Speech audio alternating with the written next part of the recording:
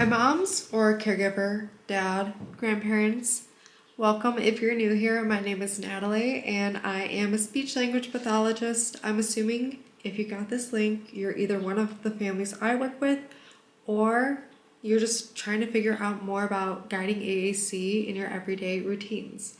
Now, AAC stands for Augmentative and Alternative Communication Systems. And you might see a board that looks a little like this. This is Proloquo to Go, a very common one that I will introduce to families. Another one would be Touch Chat. Bear with me. And then we also have Toby Dynavox. TD Snap, another common one that I use.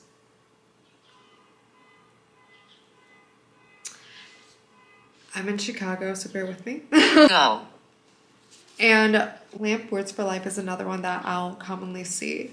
Now, although the systems have relatively different motor planning systems, and what I mean by that is some icons are labeled in green and some are labeled in yellow. How we see in this set, the action words are labeled in green. Similar to Proloquo to Go, and this is a different setup that you may see if you are a family. We have actions or prepositions as green, but we have actions as pink. If you're with me, guys, I'm a little sick. Now, I wanted to model what I would typically recommend to families if I'm not seeing you in a one-on-one session, and if you are someone who I may be seeing in a daycare or a school. This way you can know what we're working on and can model it in everyday routines. Now, if you are working on lower level language, so working on getting your child to say individual words, the most important thing is to follow the child's lead.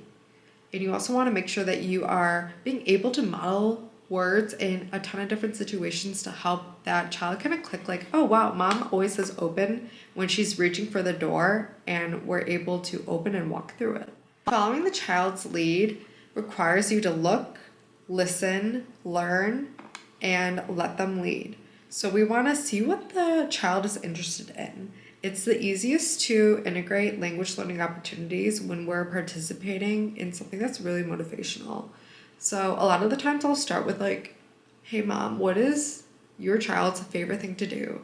Sometimes that might be like rolling a ball back and forth. And then we'll request for more. Sometimes it might be playing music. Music. It might be that they love sensory bins, getting their hands in the nitty-gritty sand. More. And the more that you're able to kind of like integrate yourself and actually play with the child, the stronger that connection will be. Now, I'll always start with teaching core vocabulary. So these are words that are used in high frequency. Think of like, wow, what are the words that we say all the time? Like 75 to 80% of the time. And this is kind of what we'll see on the main board. I want help. Stop. Just to name a few. And then we have fringe words, and these are the more like low frequency words. So if we go on to this yellow and Proloquo to Go, we see groups. So for example, body parts. Head. We also have different types of animals. Leopard. And those words, they're great to use because it allows your child to like actually say like, oh, in this book I see a leopard, or like my head hurts. But these are kind of the lower frequency words, and they can also include personal vocabulary such as like individual needs, interests, work. Why we start with that core though is to kind of like help strengthen that communication across all settings, so the most generalizable. It also can be used in daily routines, and your child gets the most exposure to them. So an example that you could do is work on just carrying and having the device at all times. Sometimes that'll be a written goal, so your child gets to know like, oh, this is my voice. Now, depending on if your child tolerates it or not, you can model certain words in everyday situations. So, for example, you could say, I want more, and then dump like food on the plate to show that I want more. Or you could say, oh, we're gonna Go. In. while you're walking in the door to show this is what we're going to do. Now, it might seem a little bit tedious to carry this around and have it on you at all times, but this is going to help your child establish that it is a part of their everyday routine. It is their life. It is how they're going to tell us when they need help. So try to model it as frequently as you can. Now, you also don't need to write the full sentences because that is going to spend so much of your time trying to navigate it while your child still is learning individual words. What I would recommend to do is just start simple. For example, like Help. and then show how you're going to help your child get that need met. Or you could like have it so they're struggling to open up a bottle, and then you could grab it and say, Open. open. Or Help. you can even start to integrate other words. So for example, like introducing like, oh, I need to Help. you open this, just so a child could get used to how many times they can hear that open and hearing it in other contexts with different words. So what you want to do to teach core vocabulary is to, one, introduce the new word using some aided stimulation. So this could be In. In. In. or like open as many times as you could say it. So I'll set up a PowerPoint and I'm like, we're going to work on core word. Open. Let's Open. the bottle. Let's Open. the box. Open. The door. Open. The bubbles. And that is like that focus stimulation that we want that child to kind of pick up on how many times they can hear that word open. Then we will continue to kind of like emphasize open in a slightly louder tone. Like, let's open Open. the door. Let's Open. open the desk. And then we're going to kind of like expand on that by elaborating on the new word meanings with engaged practice materials. So that might be giving the child a box and then seeing if they're able to request Open. without our model, or even if we're giving them a verbal prompt of like, oh, do you need help? Open. Oh, open. Provided repeated exposure to the new words on an ongoing basis. So maybe I'll teach this in a classroom setting and then I will tell the teacher to kind of like focus. This is our core word of the week. Open. Open the door. Or maybe I'll tie it with two different words like Open. and. Close. And then I will try to like instruct as many opportunities to provide that word. Open. It also might include me seeing the whole group working on open and close and then bringing up again in an individual setting. We're going to work on Open. and then you could check for understanding. So even like giving them an opportunity to use Open.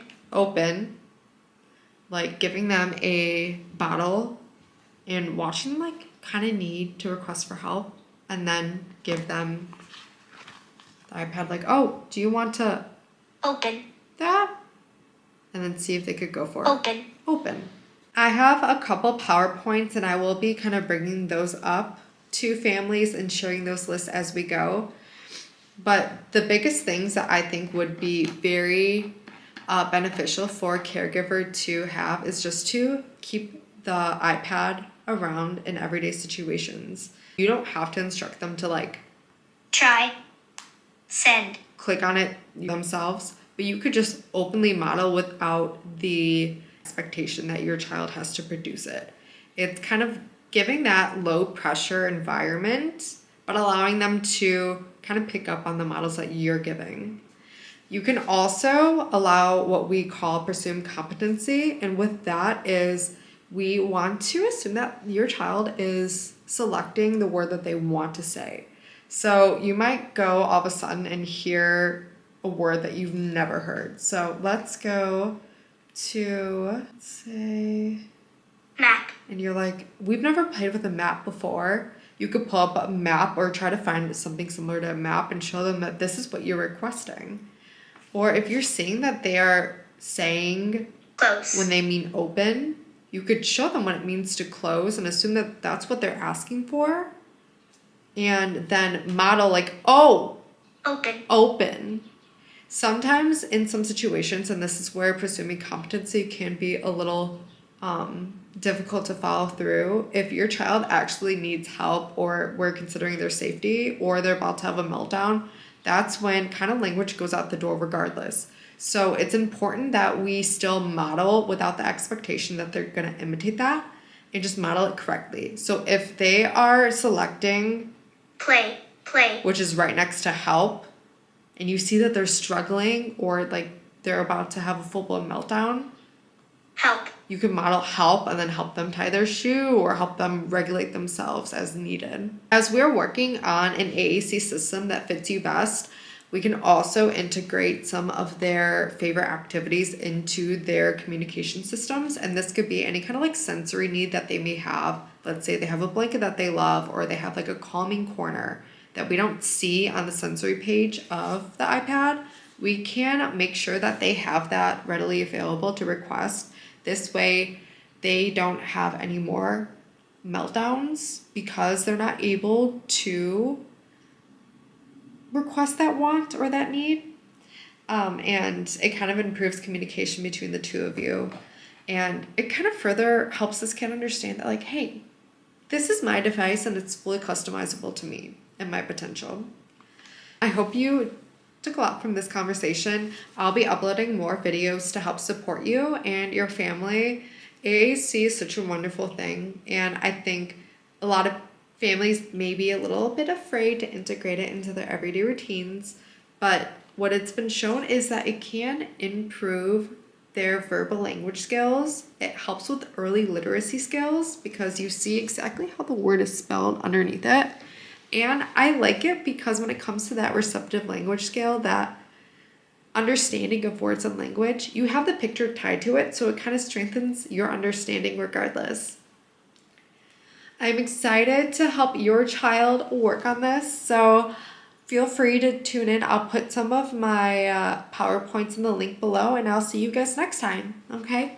Bye.